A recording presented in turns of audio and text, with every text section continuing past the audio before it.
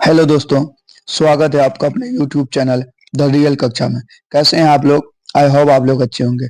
आज हम लोग क्लास 10th केमिस्ट्री का चैप्टर फर्स्ट का ये दूसरा वीडियो है। इसमें हम लोग सबसे पहले पढ़ेंगे क्रियाशील श्रेणी। तो क्रियाशील श्रेणी असल में होता क्या है? क्रियाशील श्रेणी एक तत्वों का ऐसा श्रेणी होता है, समूह होता है, जो हम लोग को ये बताता है कि कौन सा तत्व या कौन सा धातु किस धातु या किस तत्व से ज्यादा क्रियाशील है। तो इसका डिफिनेशन कुछ ऐसा है कि तत्वों को उनकी क्रियाशीलता के घटते क्रम में व्यवस्थित करना उनकी क्रियाशीलता श्रेणी कहता है। या घटते क्रम में या बढ़ते क्रम में, बहुत सारा तत्व है आपके पास, उन सभी तत्वों का अपने आप में कुछ न कुछ क्रियाशीलता होगा, यानी कि क्रिया करने की क्षमता होगा। उसी क्षमता के आधार पर आप उसको क्या कर रहे हैं, व्यवस्थित कर रहे हैं, सजा रहे हैं कि जो ज्यादा क्रियाशील है उसको ऊपर रखे, जो कम क्रियाशील है उसको उसके नीचे रखे, और जो कम क्रियाशील है उसको उसके नीचे रखे।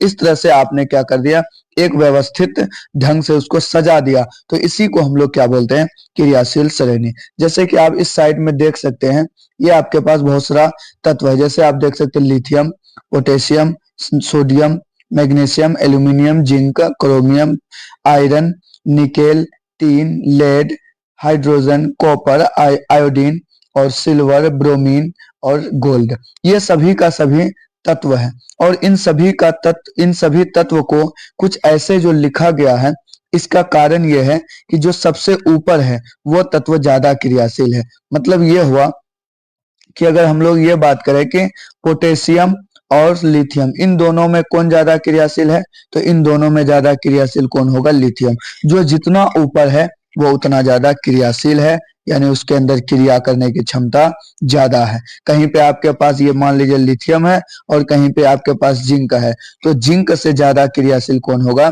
लिथियम होगा। लेकिन अगर कहीं आपके पास जिंक है और साथ साथ आपके पास मान लेते हैं कि कॉपर है, तो जिंक ज्यादा क्रियाशील होगा कॉपर से। और उसी तरह कहीं पे आपके पास मान लीजिए कॉपर है और साथ साथ कहीं आपके पास क्या है, गोल्ड है, तो कॉपर क्या होगा, ज्यादा क्रियाशील होगा। तो इस तरह से आपको याद कर लेना है। ये जो आपके पास दिया हुआ है ये क्रियाशील श्रेणी है। चलिए अब आगे हम लोग देखते हैं। अब अभिक्रिया के प्रकार हम लोग पढ़ने वाले हैं। इनमें से सबसे पहले जो अभिक्रिया का प्रकार है वो अपने पास है संयोजन अभिक्रिया, जिसको कॉम्बिनेशन रिएक्शन कहते हैं। इसमें आप वर्ड को समझने की कोशिश करें। इसमें क्या शब्द आया है, संयोजन। संयोजन का मतलब होता है कि योग, यानी जब कोई भी ऐसा अभिक्रिया जिसमें दो या दो से अधिक पदार्थ को जोड़ा जाएगा, अर्थात मिलाया जाएगा और उससे एक नया पदार्थ का निर्माण होगा, तो उसी अभिक्रिया को क्या बोलेंगे, संयोजन अभिक्रिया। तो आप शब्द पर ध्यान देंगे। शब्द अगर याद आप कर लिए कि संयोजन का मतलब होता है जुड़ना या मिलना, तो उसी से आपका संयोजन अभिक्रिया का डिफिनेशन भी याद हो जाएगा। तो चलिए इसका डिफिनेशन देख लेते हैं क्या है। कि जब दो या दो से अधिक पदार्थ, यानी कि आपको क्या करना है, या तो कम से कम दो पदार्थ लेना है और या दो से अधिक पदार्थ लेना, और इन सभी पदार्थों को क्या करना है, एक साथ मिला देना। अब ये दोनों पदार्थ आपस में क्या करेगा, अभिक्रिया करेगा और एक नया पदार्थ का निर्माण करेगा। तो ये पदार्थ और ये पदार्थ, दोनों पदार्थों को मिला के एक नया पदार्थ बनाया गया, तो इसी अभिक्रिया को क्या बोला जाएगा, संयोजन अभिक्रिया बोलेंगे। ठीक। तो इसका डिफिनेशन भी बहुत आसान है कि जब दो या दो से अधिक पदार्थ, यानी कि कम से कम दो पदार्थ लेना है और या फिर दो से अधिक पदार्थ को भी ले सकते हैं आप, अधिक पदार्थ को मिलाएंगे और मिलाने के बाद यह पदार्थ क्या करेगा, एक नया गुणधर्म वाले पदार्थ का निर्माण करेगा, तो उसे संयोजन अभिक्रिया कहेंगे। जैसे इसका आप देख सकते हैं, एक अपने पास ए नाम का पदार्थ है, एक बी नाम का पदार्थ है, ये दोनों पदार्थों को मिलाए एक ए बी नाम का पदार्थ बना। तो एक पदार्थ, दो पदार्थों को मिलाने से एक नया पदार्थ बना, तो इसी अभिक्रिया को हम लोग क्या बोलेंगे, संयोजन अभिक्रिया बोलेंगे। ठीक है। चलिए तो एक उदाहरण देख लेते हैं। जैसे अपने पास एक उदाहरण है कि आप कार्बन एक पदार्थ है, ऑक्सीजन एक पदार्थ है। कार्बन और ऑक्सीजन दोनों पदार्थ मिल करके एक नया पदार्थ बनाया, कार्बन डाइऑक्साइड। तो ये जो उदाहरण है ये किसका है, संयोजन अभिक्रिया का, क्योंकि यहाँ दो पदार्थ मिल करके एक नया पदार्थ बनेगा। जहां भी दो पदार्थ मिल करके एक नया पदार्थ बनेगा, उसी अभिक्रिया को आप क्या बोलेंगे, संयोजन अभिक्रिया बोलेंगे। ठीक है। दूसरा उदाहरण देखिए, मैग्नीशियम एक पदार्थ है जिसका संकेत है Mg, और ऑक्सीजन एक पदार्थ है जिसका संकेत है O, लेकिन इसको O2 के रूप में लिखते हैं। और अगला आपके पास जब ये दोनों मिलता है तो बनता है क्या, मैग्नीशियम ऑक्साइड यानी कि MgO। तो जब दो पदार्थ मिला और एक पदार्थ का निर्माण किया, इसलिए इस अभिक्रिया को क्या बोलेंगे, संयोजन अभिक्रिया। आई होप आपको समझ में आया होगा, और अगर जहां पे भी कहीं आपको कोई दिक्कत हो तो आप कमेंट कर सकते हैं। तो संयोजन अभिक्रिया का कंक्लूजन क्या निकला कि दो या दो से अधिक पदार्थों को मिलाएंगे और एक नया पदार्थ बनेगा।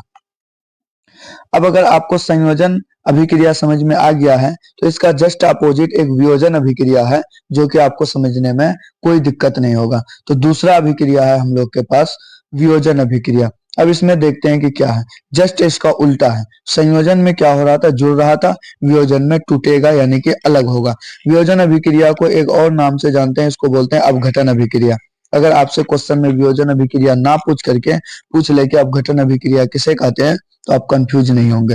वियोजन अभिक्रिया और अपघटन अभिक्रिया दोनों क्या है, एक ही चीज है, बराबर है। ठीक है, चलिए इसका डेफिनेशन क्या है कि जब किसी बड़े यौगिक के टूटने से दो या दो से अधिक सरल यौगिक का निर्माण होता है तो ऐसे अभिक्रिया को वियोजन अभिक्रिया कहते हैं। मतलब ये हुआ कि आपके पास कोई एक बड़ा सा यौगिक है, इस तरह करके मान लिए अपने पास एक बड़ा सा क्या है, यौगिक है ऐसा। ठीक है, ये यौगिक अब इसका किसी भी वजह से, इसमें हीट देने की वजह से या कोई विद्युत अपघटन की वजह से या किसी भी कारण से ये क्या हो जाएगा, टूट जाएगा दो या दो से अधिक छोटे छोटे पदार्थों में, छोटे छोटे सरल अणुओं में, सरल यौगिक में टूट जाएगा, यानी कि कम से कम दो या उससे अधिक। तो इसी अभिक्रिया को हम लोग क्या बोलेंगे, वियोजन अभिक्रिया। तो जब किसी बड़े यौगिक, यानी ये मान लो बड़े यौगिक है, इसके टूटने से ये मान लीजिए टूट गया और टूटने से दो या दो से अधिक छोटा छोटा यानी कि सरल यौगिक प्राप्त हो रहा है, तो ऐसी अभिक्रिया को क्या बोलेंगे, वियोजन अभिक्रिया। दूसरा इसका डेफिनेशन है कि वे अभिक्रिया जिनमें एक अभिकारक, अभिकारक किसको बोलते हैं, जो अभिक्रिया में भाग लेता है, ये सब अभिक्रिया में भाग ले रहा, तो ये सब अभिकारक है। तो जिनमें एक अभिकारक विघटित होकर यानी वियोजित होकर, जिसको आप बोल सकते हैं आसान भाषा में कि टूट कर, क्या करके, टूट करके, टूट कर दो या दो से अधिक उत्पाद का निर्माण करता है, उसे क्या बोलते हैं, वियोजन अभिक्रिया बोलते हैं। ठीक है, चलिए तो एक अपने पास उदाहरण है, जैसे यहाँ देख सकते हैं एक AB, एक ही पदार्थ है, ये टूट करके दो अलग अलग पदार्थ बना।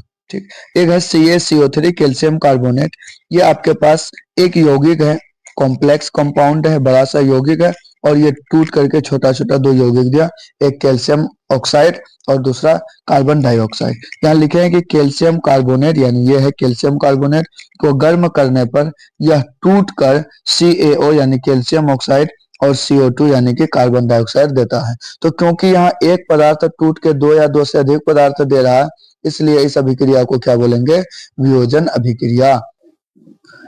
चलो दूसरा उदाहरण है आपके पास कि जब पोटेशियम क्लोराइड को गर्म करते हैं तो पोटेशियम क्लोराइड तथा ऑक्सीजन बनता है। तो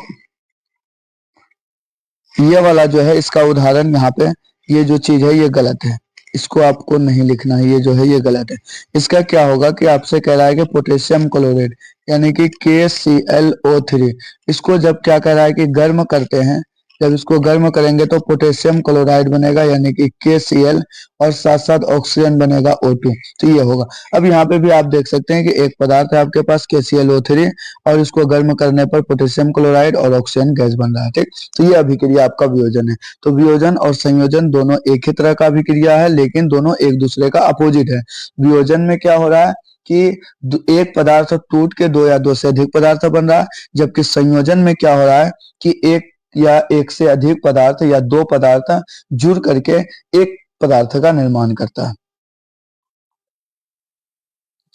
अब अगला हम लोग के पास अभिक्रिया के प्रकार है उष्मा शोषी अभिक्रिया। ठीक है, उष्मा का मतलब हीट होता है, उष्मा का मतलब क्या होता है, हीट, और शोषी का मतलब होता है एब्जॉर्ब करना यानी कि लेना। ऐसा कोई रासायनिक अभिक्रिया जिसमें आपको उष्मा देना पड़े और वो अभिक्रिया उष्मा को ले, यानी उष्मा को अवशोषित करे, और उष्मा को अवशोषित करके यानी उष्मा को ले करके, उष्मा को ग्रहण करके तब वो आपको कोई नया यौगिक देगा तो उसे हम लोग बोलेंगे उष्माशोषी अभिक्रिया। यानी जिस अभिक्रिया में हमको उष्मा देना पड़ेगा, हीट देना पड़ेगा, गर्मी देना पड़ेगा, उस अभिक्रिया को ही क्या बोलेंगे, उष्माशोषी अभिक्रिया। देखिए इसका डिफिनेशन क्या है, वैसी रासायनिक अभिक्रिया जिसमें अभिक्रिया के फलस्वरूप यानी अभिक्रिया को कराने के लिए उष्मा का अवशोषण होता है, यानी उष्मा देना पड़ता है, वो उष्मा को अवशोषित करेगा, तो उसे उष्माशोषी उष्मा छेपी। यहाँ पे टाइपिंग थोड़ा मिस्टेक है, बहुत ज्यादा ही मिस्टेक है टाइपिंग में, खैर कोई बात नहीं। यहाँ पे आपका हो जाएगा क्या, उष्माशोषी हो जाएगा, ठीक है, उष्माशोषी अभिक्रिया कहते हैं।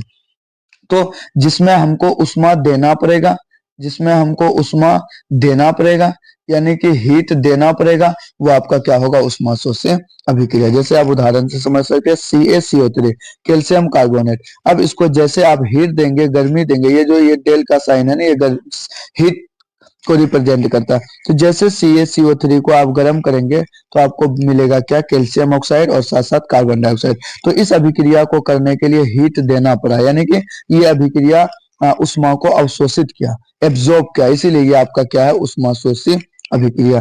KClO3 देखिए पोटेशियम क्लोराइड, ये इसको जैसे आप हीट देंगे, गर्म करेंगे तो आपको पोटेशियम क्लोराइड और ऑक्सीजन गैस मिलेगा। तो इसलिए इसको हम लोग क्या बोलते हैं, उष्माशोषी अभिक्रिया। उष्माशोषी जैसे आपको समझ में आया है तो उसी तरह उष्मा छेपी भी आपको बड़ी आसानी से समझ में आ जाएगा। उष्मा का मतलब हीट, छेपी का मतलब बाहर निकलना, ठीक है। या फिर एक्सोथर्मिक भी रिएक्शन इसको इंग्लिश में बोल सकते हैं। वैसी रासायनिक अभिक्रिया जिसमें अभिक्रिया के फलस्वरूप उष्मा का उत्सर्जन होता है, मतलब जब कभी रासायनिक अभिक्रिया होगा उसके दौरान ऊर्जा बाहर निकलेगा, हीट बाहर निकलेगा, तो उसको हम बोलेंगे उष्मा छेपी अभिक्रिया। जैसे एक उदाहरण है आपके पास, आसान सा उदाहरण हम ये बताते हैं आपको। साधारण क्या है कि आपके पास एक है CaO यानी कि बिना बुझा हुआ चूना, इसमें आप क्या करेंगे, पानी डाल देंगे H2O, तो ये आपका बन जाएगा क्या, CaOH होल ट्वाइस, और साथ साथ आपको क्या मिलेगा, ऊर्जा। इसको आप घर पे भी करके देख सकते हैं। कैसे, आप बिना बुझा हुआ चूना लेंगे एक बाल्टी में, और उस बाल्टी में आप पानी डाल देंगे, घोल देंगे। उसके बाद जब आप थोड़ा देर बाद देखेंगे तो आपको ये पता चलेगा कि वो बाल्टी बाहर से गर्म हो गया होगा, हीट लग रहा होगा कि इसमें एनर्जी कहीं से आ गया। तो यहाँ पे क्योंकि ये कैल्शियम ऑक्साइड और H2O पानी दोनों मिल करके उष्मा छेपी अभिक्रिया कर रहा है, इसलिए यहाँ पे क्या निकला, ऊर्जा। तो आपको याद रखना है कि जब भी उष्मा छेपी अभिक्रिया होगा तो वहां से ऊर्जा निकलेगा, ठीक है। ऊर्जा किसी भी रूप में निकल सकता है, ठीक। वैसी अभिक्रिया जिसमें अभिक्रिया के फलस्वरूप उष्मा का उत्सर्जन, उत्सर्जन का मतलब होता है कि बाहर निकलना, ठीक है। उष्मा इसमें क्या होगा, बाहर निकलेगा। तो जिसमें उष्मा बाहर निकलेगा उसे उष्मा छेपी अभिक्रिया कहेंगे। जैसे मीथेन गैस को ऑक्सीजन की उपस्थिति में आप जब जलाएंगे तो आपको मिलेगा क्या, कार्बन डाइऑक्साइड और साथ साथ पानी यानी जल वाष्प के रूप में, और साथ साथ आपको क्या मिलेगा, उष्मा यानी कि एनर्जी मिलेगा। जैसे ग्लूकोज है, आप जब ग्लूकोज को ऑक्सीजन की उपस्थिति में उसको उपचयित करते हैं, यानी हम लोग के शरीर में जो ग्लूकोज है वो ऑक्सीजन से अभिक्रिया करता है, तो वो आपको देता है कार्बन डाइऑक्साइड और साथ साथ जल, और ये ऊर्जा को उत्सर्जित करता है। तो ऐसा रासायनिक अभिक्रिया जिसमें ऊर्जा निकलता हो, उत्सर्जन होता हो, उसे हम लोग क्या बोलेंगे, उष्माक्षेपी अभिक्रिया। और जिसमें ऊर्जा देना पड़ रहा हो उसको क्या बोलेंगे, उष्माशोषी अभिक्रिया।